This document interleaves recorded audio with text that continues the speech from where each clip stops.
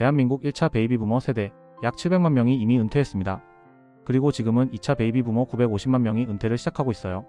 한국행정연구원 2024년 조사에 따르면 노후 준비가 되어 있다고 답한 비율은 39%에 불과합니다. 과반수 이상이 노후 준비가 부족한 상황이에요. 그나마 믿었던 국민연금은요? 국민연금 5차 재정계산에 따르면 2055년 고갈 확정입니다. 집값은 어떨까요? 2022년 정점 이후 부동산 시장은 조정기에 접어들었어요. 특히 지방 다가구 건물은 10년 전과 비교해도 가격이 제자리입니다. 그래서 많은 분들이 유일하게 믿는 자산이 하나 있습니다. 바로 소유한 건물이에요. 그런데 이 건물 정말 노후를 지켜줄 수 있을까요? 월세는 10년째 500만원 그대로인데 대출 이자는 크게 올랐습니다.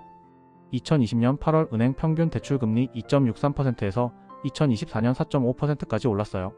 수리비는 또 왜 이렇게 많이 나갑니까? 이 건물 자산입니까? 아니면 짐입니까?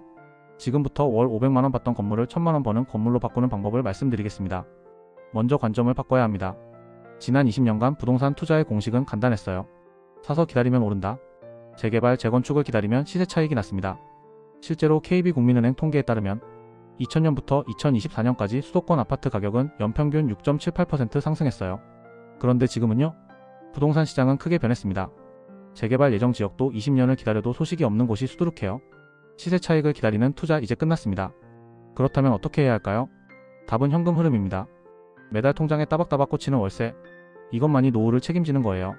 국토교통부 2024년 전국 건축물 통계에 따르면 주거용 건축물 중 30년 이상 노후 건물이 53.8%입니다. 이 건물들은 시세 상승보다 월세 수익이 중요해졌어요. 그런데 방법이 있습니다. 월세 500만원을 1000만원으로 올릴 수 있는 방법이에요. 첫 번째 방법은 1층 용도 변경입니다. 지금 많은 건물의 1층이 주택으로 되어 있어요. 창고로 쓰거나 월 100만원 받는 낡은 투룸으로 쓰고 있습니다. 그런데 이 1층을 상가, 정확히는 일종 근린생활시설로 용도 변경하면 어떻게 될까요?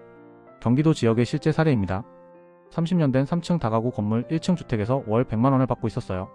용도 변경 후 편의점이 입점했고 월세가 100만원에서 380만원으로 올랐습니다. 매달 280만원을 더 받게 된 거예요. 왜 이런 차이가 나가요? 1층 상가는 유동인구가 많은 곳에 위치하면 편의점, 카페, 약국 같은 업종들이 찾습니다. 주택보다 훨씬 높은 임대료를 받을 수 있어요. 그런데 여기서 중요한 게 있습니다. 용도 변경을 하려면 건축법, 주차장법, 소방법을 모두 통과해야 해요. 건축법 제19조에 따르면 용도 변경 시 구조안전, 피난시설, 주차 대수를 모두 재검토해야 합니다. 하나라도 틀리면 불법 건축물이 되고 건축법 제79조에 따라 이행강제금이 부과돼요. 이것은 전문가 없이는 불가능합니다. 두 번째 방법은 쪼개기예요.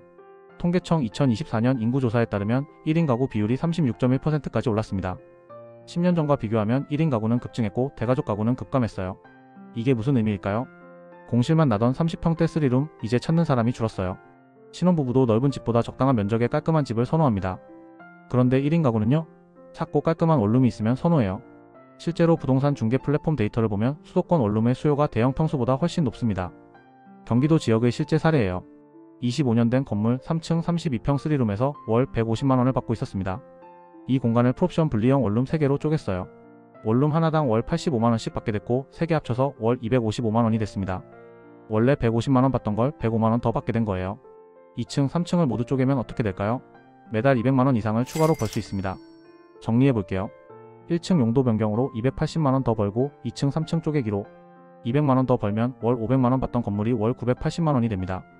약 1000만원이에요. 그런데 여기서도 함정이 있습니다. 쪼개기는 함부로 하면 큰일 나요. 세 가지 함정이 있습니다. 첫 번째, 주차장 문제예요. 주택 건설 기준에 관한 규정에 따르면 세대수가 늘어나면 법정 주차 대수도 늘어납니다. 서울시 기준 60제곱미터 이하 세대당 0.7대예요. 3세대를 6세대로 늘리면 주차 공간을 2배 더 확보해야 합니다. 땅이 없으면 아예 불가능해요. 두 번째, 정화조와 소방이에요. 세대수가 늘면 오수 발생량이 증가하니까 정화조 용량을 늘려야 합니다. 건축물의 설비 기준에 따라 소방 설비도 추가해야 해요. 이 비용이 만만치 않습니다. 세 번째, 불법 건축물이에요. 인허가 없이 공사하면 불법입니다.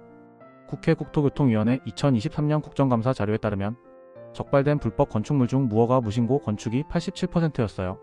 적발되면 이행강제금이 부과되고 최악의 경우 원상복구 명령까지 받을 수 있습니다. 그래서 전문가가 필요한 거예요. 그렇다면 어떻게 해야 할까요?